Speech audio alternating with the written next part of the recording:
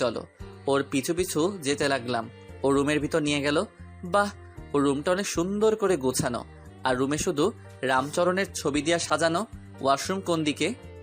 ওইদিকে, কিন্তু আমি আগে যাব, তারপর তুমি। না, আমি আগে যাইব বলে দিলাম দৌড়। এমনি অর্পিতা হাত টান দেওয়াতে সোজা আমি ওর উপরে গিয়ে পড়ি। ওর নিঃশ্বাস আর আমার নিঃশ্বাস এক হয়ে গেল। ও আমার দিকে তাকিয়ে আছে। কিছুক্ষণ পর উঠে যখনই আমাকে মারতে যাবে, আমি সোজা ওয়াশরুমের দরজা বন্ধ করে ভিতরে চলে যাই। ওই, তুই বাহিরে আয়। তোর এত বড় সাহস, আমার উপরে পড়িস? না, আমি তো বেরি হব না। আমাকে কুত্তায় কামড়াইছে নাকি যে বাহির হয়ে কেলানো খাবো? দেখ, তুই যদি বাহিরে না আসিস তাহলে আমি দরজা ভেঙে ফেলবো। আপনার যা খুশি করতে পারেন, আমি বাহির হচ্ছি না। আচ্ছা, আমি তোকে দেখে নিব। রাগের স্বরে বকবক করতে করতে চলে গেল। ফ্রেশ হয়ে রুমে বসে আছি, তখন কাজিন শালাশালি আসলো আর ওদের সাথে আড্ডা দিতে লাগলাম। রাতে অর্পিতা এসে বলল, তোমার জন্য আব্বু আম্মু বসে আছে, খাইতে আসো। আসতেছি। তারপর গেলাম খাইতে। বসো বাবা। অর্পিতা, তুমিও বসে পড়ো খাইতে। না, আমি পরে খাবো। আরে বসো তো। না।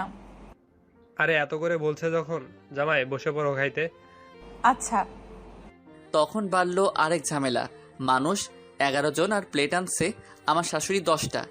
আচ্ছা অর্পিতা, তুই দাঁড়া, আমি আর একটা প্লেট নিয়ে আসি। থাক আম্মু, লাগবে না।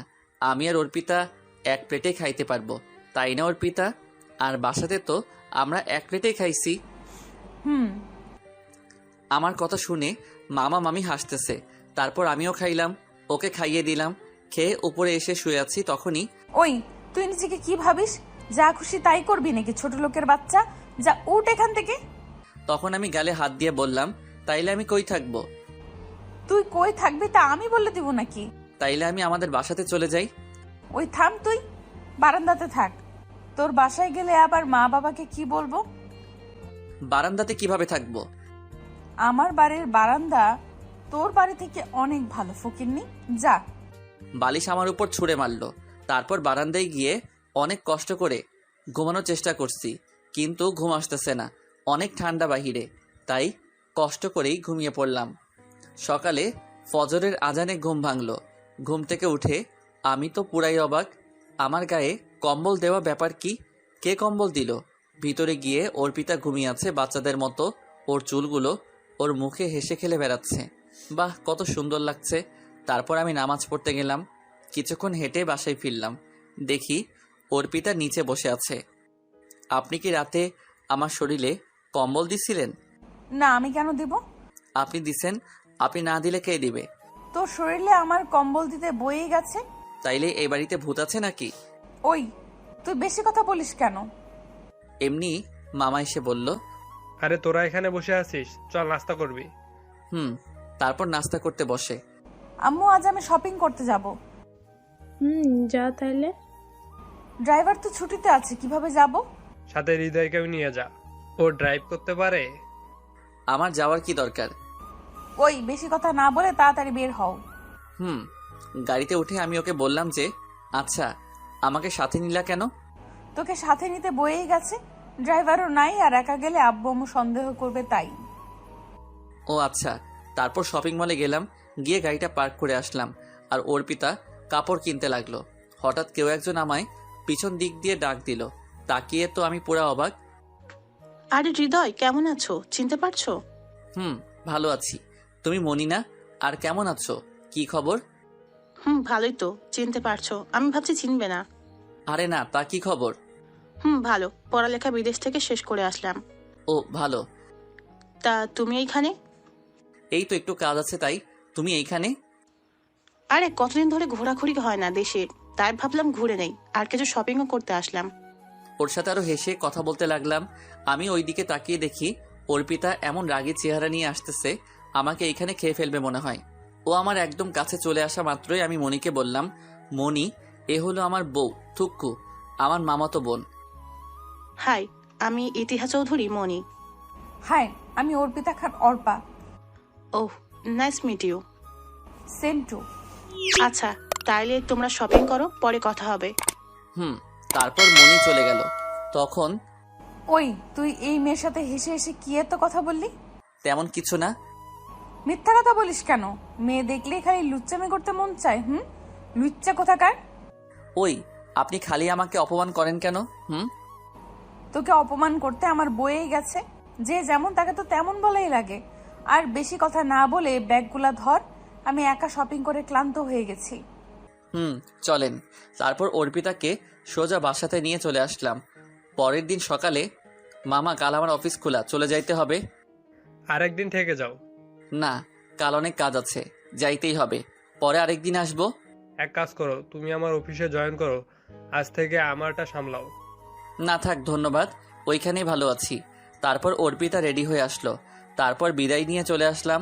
রাতে ঘুমানোর জন্য বিছানায় শুয়ে আছি, তখন ওই, তুই এখানে শুয়ে আছিস কেন?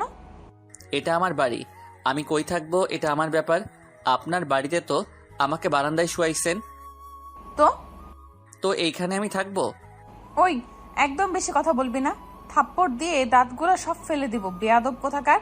আর তুই যদি আমাকে এখানে থাকতে না দেস, তাহলে আমি চিৎকার করব। করেন, তাতে আমার কি? ওই, ভাব মারিস না। চিৎকার করে বলবো তুই আমার গায়ে হাত তুলছিস। তখন নিশ্চয়ই জানিস ফুফা ফুফি তখন কি করবে। হায় আল্লাহ, কে বলল আমাকে এই ক্রিমিনাল মেয়েকে বিয়ে করতে? ওই, তুই কি বললি? কই কিছু না তো। Good boy. তারপর ঘুমিয়ে পড়লাম। সকালে ঘুম থেকে উঠে নামাজ পড়ে অফিসে চলে গেলাম। অফিসে যাওয়া মাত্রই, কিরে কেমন আছিস? আর দেরি করে আসলি কেন? সে অনেক কথা, সব পরে বলবো। আচ্ছা শুন, অফিসে নতুন ম্যাডাম আসছে। স্যারের মেয়ে অনেক কড়া। স্যার কই তাইলে? স্যারের শরীর ভালো না, আর তার মেয়ে বিদেশ থেকে লেখাপড়া করে আসছে। ও আচ্ছা। কেবিনে গিয়ে বসলাম। এমনই সময় পিয়ন এসে বলল, ম্যাডাম আপনাকে ডাকতেছে। আচ্ছা আপনি যান, আল্লাহই জানে নতুন ম্যাডাম কেমন জানি, কি জানি বলে, কে জানে। আসতে পারি ম্যাডাম? আসেন। আমি ভিতরে গিয়ে বড়সড় একটা ধাক্কা খেলাম। আরে মনি, তুমি এইখানে? আমার আব্বুর অফিস এটা, কিন্তু তুমি এখানে? তোমার আব্বুর কারণেই তো আমার জবটা এখনো আছে। মানে? লেখাপড়া তো তেমন করি নাই, আর কোনো জব পাইতেছিলাম না, যোগ্যতাও তেমন নাই, মাত্র এইচএসসি দিয়া আর জব পাওয়া যায়? কেন? তুমি তো আমার সাথে পড়তা, পরে আর পড়ো নাই। না। কেন? তা অনেক কথা, অন্য কোনো দিন বলবো। আচ্ছা, বাবা বললো তুমি বাবার একমাত্র বিশ্বাসভাজন লোক। কি জানি স্যার আমাকে কেন বিশ্বাস করে এত। তারপর মনির সাথে কিছুক্ষণ কথা বলে আমার কেবিনে গিয়ে কাজ করতে লাগলাম। কাজ করে রাতে বাসাতে ফিরলাম। কিরে আজ এত দেরি যে? একটু কাজ ছিল। আচ্ছা যা, ফ্রেশ হয়ে খেতে আয়। উপরে গিয়ে দেখি অর্পিতা ফোন টিপাটিপি করতেছে। আমাকে দেখে একবার আমার দিকে তাকাইলো না। ফ্রেশ হয়ে এসে দেখে অর্পিতা নাই, মনে হয় নিচে গেছে। আম্মু, আমি কাল থেকে কলেজে যাব। আচ্ছা, কিন্তু এইখান থেকে তো কলেজ অনেক দূরে, কিভাবে যাইবি মা? তোমার ছেলে নিয়ে যাবে। আমি কিভাবে নিব? মোটর সাইকেল কিনো একটা। আমিও নিশ্চুপ, সবাই নিশ্চুপ, কারণ মোটর সাইকেল কিনবো কিভাবে? কিন্তু মা। বুঝলাম টাকা নেই, তো আমি আব্বুকে বলতেছি দিতে। না, লাগবো না, আমার কাছে আছে। আচ্ছা তাইলে হৃদয় একটা মোটরসাইকেল কিনে ফেল। জি আম্মা। খেয়ে উপরে চলে আসলাম, আর শুয়ে ভাবতে লাগলাম কিভাবে কিনবো। তখন যদি এই কথা না বলতাম, আব্বু আম্মু অনেক লজ্জা পেত। আমাকে একটা কিছু করতেই হবে। আর এইসব ভাবতে ভাবতে কখন যে ঘুমিয়ে পড়লাম ঠিক মনে নেই। সকালে অর্পিতার ডাকে ঘুম ভাঙলো। ওই ওঠ, আমি কলেজে যাব। কখন যাব? উঠতেছি। উঠে খেয়ে আমি বাহিরে দাঁড়িয়ে রইলাম। এমনই সময় অর্পিতা নেমে আসলো। বাহ, একদম পরীর মতো লাগতেছে। সবকিছু ম্যাচিং করে পড়ছে, কালো শাড়ি, কালো চুড়ি, কালো টিপ। আসলে সুন্দর মানুষগুলোকে কালো জিনিস পরলে অনেক সুন্দর লাগে। আমি তো হা হয়ে আছি। ও হ্যালো, কি দেখতেছো? কই কিছু না তো। আমি দেখতেছিলাম, তুই আমাকেই দেখতেছিলি। আপনাকে দেখতে আমার বয়ে গেছে। দেখবি না, দেখলে চোখগুলো তুলে ফেলবো। চল এবার। একটা রিক্সা ডেকে ওকে কলেজে নিয়ে গেলাম। কিরে জামাইকে পেয়ে আমাদের বুঝি ভুলে গেছিস? কি যে বলিস তোরা, খালি আজাইরা কথা।